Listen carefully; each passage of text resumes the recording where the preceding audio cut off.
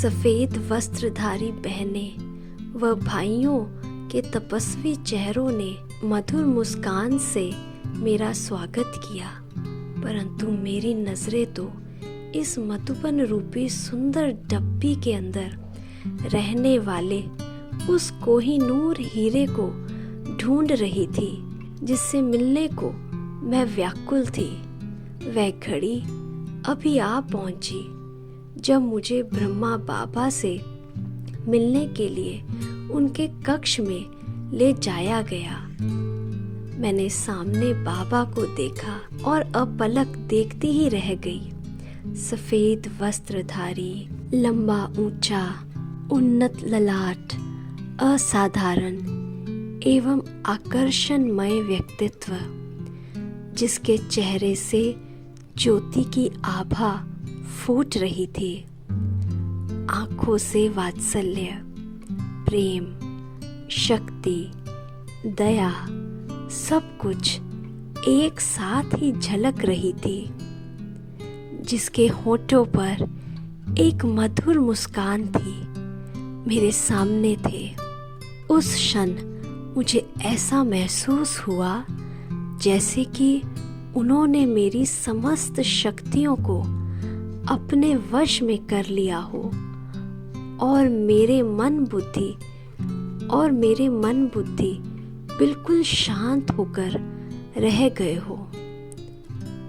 बाबा मनुष्य को देखते ही उसकी जन्म पत्री को जान लेते थे।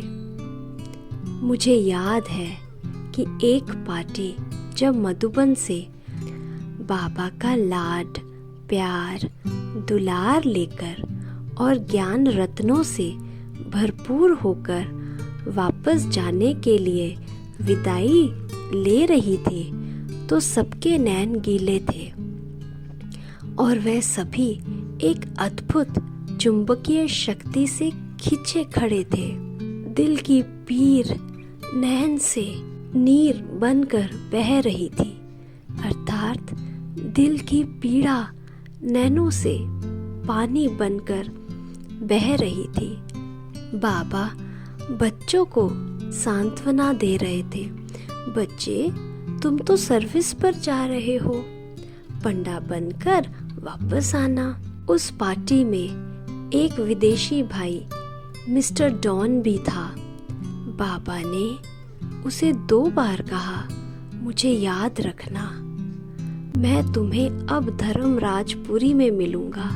मैंने बाबा से पूछ लिया कि बाबा, आप इस बेचारे को ऐसा क्यों कहते हैं? इसको भी कह दीजिए ना कि तुम्हें जल्दी यहाँ बुलाऊंगा।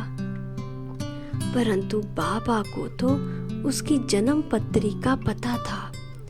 कुछ समय बाद मुझे पता चला कि उस भाई डॉन का देहांत हो गया।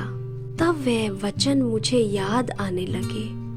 उस दिन से ये बात मेरी बुद्धि में अच्छी तरह से बैठ गई थी कि बाबा के महावाक्य पत्थर पर लकीर है जो कभी निष्फल नहीं जाते।